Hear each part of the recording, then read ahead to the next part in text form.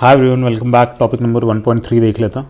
ये डील कर रहा है हमारा national capital civil services authority जो बनाई है ना सरकार ने रिसेंटली 2023 में, उससे वो जो बिल है उससे डील कर रहा। तो चलिए, पहली चीज़ वाई न्यूज़। यही न्यूज़ में इसलिए क्योंकि ये एक्ट ना सरकार ने पास कर दिया। अब ये जो की हाईलाइट्स है, ये जो एक्ट है इसके की हाईलाइट्स क्या है? की हाईलाइट्स ये है कि सबसे पहले ना एक अथॉरिटी बनाई जा रही है जिसको कहता है national capital civil services authority. अब इस अथॉरिटी का काम क्या है? ये अथॉरिटी जो है वो लेफ्टिनेंट गवर्नर जो है दिल्ली का, उसको रिकमेंड करेगी कुछ चीज़ें। अब रिकमेंड करेगी किसके रिस्पेक्ट में? जो सिविल सर्विसेज हैं, सिविल सर्वेंट है जो दिल्ली में काम कर रहा है उसके रिस्पेक्ट में। अब किन चीज़ों पर रिकमेंडेशन देगी? ये रिकमेंडेशन देगी ये जो सिविल सर्वेंट्स हैं उनके ट्रांसफ़र, पोस्टिंग और विजिलेंस पे। मतलब इनको आप ये कह सकते हो कि टर्म्स एंड कंडीशंस हो गई in terms of functioning of civil servants in Delhi. तो उसमें स्पेसिफिकली ट्रांसफ़र है, पोस्टिंग और विजिलेंस है। इस केस में जो लेफ्टिनेंट गवर्नर है उसको रिकमेंड करेगी ये अथॉरिटी। ठीक है। अब ये जो पूरा का पूरा डिबेट है ना इस अथॉरिटी के ऊपर ही चल रहा है। तो यहाँ पे हो क्या रहा है आगे, मतलब इन डिटेल थोड़ा सा देखते हैं तो आपको समझ आ जाएगा। अब ये जो नेशनल कैपिटल सिविल सर्विसेज जो अथॉरिटी बना रखी है ना, इसमें 3 बंदे होंगे। 3 कौन कौन होंगे? एक तो आपका चीफ मिनिस्टर हो गया दिल्ली का, उसके अलावा आपके 2 सेक्रेटरी होंगे। एक हो गया आपका चीफ सेक्रेटरी हो गया, एक हो गया आपका प्रिंसिपल सेक्रेटरी। ठीक है। अब ये दोनों जो होता हैं दे आर सिविल सर्वेंट, और जो सिर्फ सीएम है ना, सीएम इलेक्टेड रिप्रेजेंटेटिव होता है। और जो डिसीजन लिया जाएगा ना इस बॉडी द्वारा, हमारी जो national capital civil service authority है, ये डिसीजन लेगी डेमोक्रेटिकली। तो डेमोक्रेटिकली मतलब मेजॉरिटी ऑफ वोट से डिसीजन मेकिंग होगी यहाँ पे। तो ये पूरे मतलब ये जो बिल है इसका मेन इशू क्या है कि यहाँ पे जो ब्यूरोक्रेट्स यहाँ पे 2 है, और इलेक्टेड रिप्रेजेंटेटिव दिल्ली सरकार के चीफ मिनिस्टर है वो सिर्फ एक ही है। रेशियो हो गया आपका 2:1। ठीक है। और डेमोक्रेटिकली डिसीजंस लिए जाएंगे। तो इन शॉर्ट जो इलेक्टेड रिप्रेजेंटेटिव है, इलेक्टेड गवर्नमेंट है, उसकी कम चलेगी, और जो ब्यूरोक्रेट्स हैं उनकी ज़्यादा चलेगी। सिंपल टर्म्स में अगर मैं आपको समझाऊँ तो this is the bone of contention that is there in this bill. ठीक है। चलिए पॉइंट वाइज देखते हैं यहाँ पे क्या लिखा है। 4th वाले पॉइंट में देखते हैं, national capital civil services authority shall decide matter by the majority of votes of the members present in voting. ये मैंने आपको बता दिया। आगे क्या है? Central government will appoint both the principal secretary and chief secretary. यहाँ पे जो हमने डिस्कस किया ना, यहाँ पे ऐसा ट्रायंगल बना लेते हैं। ये ट्रायंगल है, ये हो गया आपके दिल्ली के सीएम, ये हो गया आपका चीफ सेक्रेटरी, और ये हो गया आपके प्रिंसिपल सेक्रेटरी। तो ये चीफ सेक्रेटरी और प्रिंसिपल सेक्रेटरी है ना, they will be appointed by the central government. ठीक है। अब आगे देखते हैं, आगे क्या दिख रहा है? Powers of lieutenant governor. अब क्या क्या पावर दे रखी है इसमें बता रखा है।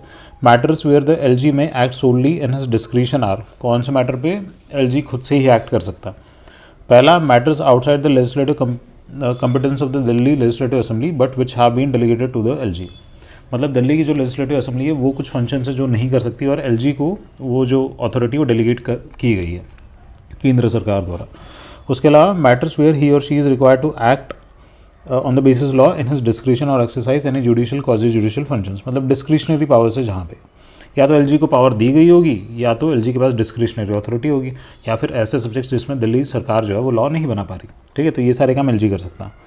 अब ये क्या है, यहाँ पे प्राइमेसी ऑफ एलजी करके एक पॉइंट दे रखा है, इसमें देखते हैं क्या है। It expands the discretionary role of the lieutenant governor by giving him powers to approve the recommendation of national capital civil services authority और रिटर्न देम फॉर कंसिडरेशन।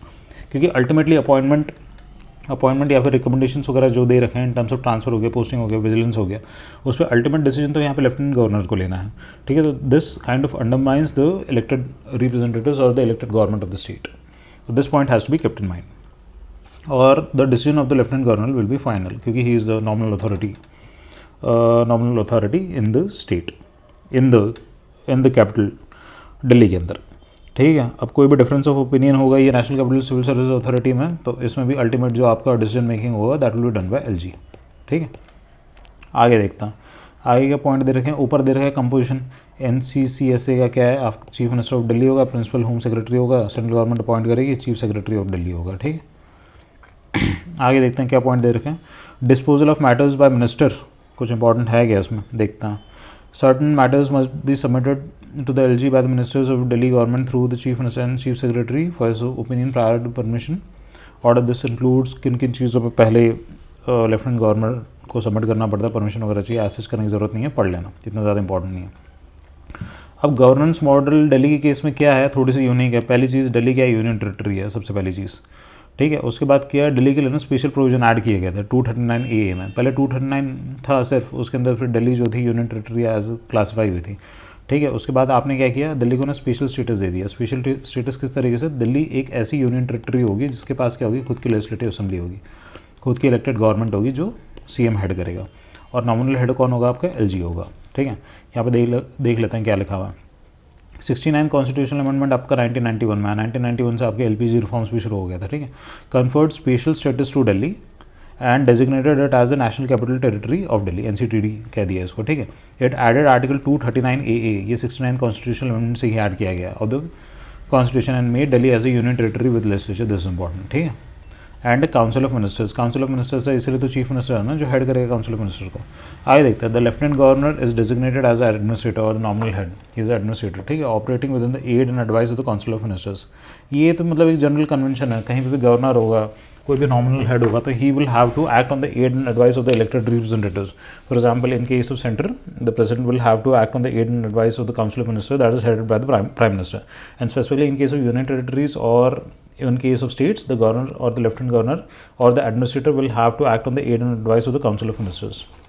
ठीक है, अब क्या है, पावर ऑफ दिल्ली लेजिस्लेचर क्या है, ये इंपॉर्टेंट पॉइंट है, ये थोड़ा ध्यान से सुन लो और याद रखो। सॉरी, दिल्ली की जो लेजिस्लेटिव असेंबली है ना, वो ऑलमोस्ट हर चीज़ पे लॉ बना सकती है दिल्ली के अंदर, सिर्फ कुछ चीज़ों को छोड़ के। ठीक है, हर चीज़ पे लॉ बना सकती है। किन चीज़ों पे, एक तो स्टेट लिस्ट में जो चीज़ें आती है, कंकरेंट लिस्ट में जो चीज़ें आती हैं, इन पे बना सकती है। ठीक है, अपार्ट फ्रॉम ये 3 चीज़ें हैं सर जिस पे नहीं बना सकती, ये सेंट्रल के कंट्रोल में है। ये पूरा का पूरा मतलब ये मेन इशू चलता है, टसल चलता है सेंट्रल स्टेट के बीच में इन टर्म्स ऑफ दिल्ली। पहला हो गया आपका पुलिस, दूसरा हो गया आपका पब्लिक ऑर्डर, और तीसरा हो गया लैंड। इन 3 चीज़ों पे केंद्र सरकार बनाएगी लॉ। ठीक है, दिल्ली के हाथ में नहीं है। तो इसलिए क्या होता है, दिल्ली में कोई भी इशू होता है तो आपने सुना होगा कि दिल्ली की गवर्नमेंट कहती है कि अरे पुलिस तो हमारे हाथ में है नहीं, पुलिस अगर हाथ में होती तो हम शायद इस चीज़ को रोक लेता। तो ये इशू चलता रहता। आगे क्या है, the government of national capital territory of Delhi 1991 का act release on the framework of functioning of Delhi assembly and Delhi government. ठीक है, ऐसा चीज़ कितना इंपॉर्टेंट नहीं है। 1991 में आपका 69 कॉन्स्टिट्यूशनल अमेंडमेंट आया था जिससे दिल्ली बनाया। दिल्ली ऐसा बनाया कि उसका लेजिस्लेटिव असेंबली हो, इलेक्टेड रिप्रेजेंटेटिव्स हो, काउंसिल ऑफ मिनिस्टर्स हो, और उसी के लिए करस्पॉन्डिंग एक्ट 1991 में बना दिया गया था। ठीक है, तो दिल्ली की कहानी खत्म। ये वाली national capital civil services authority, I think ये आपको रिसेंटली समझ आ गई होगी। पेपर में अगर कोई क्वेश्चन आएगा तो बन जाएगा आसानी से। एंड करते हैं इसे, मिलते हैं नेक्स्ट टॉपिक पे।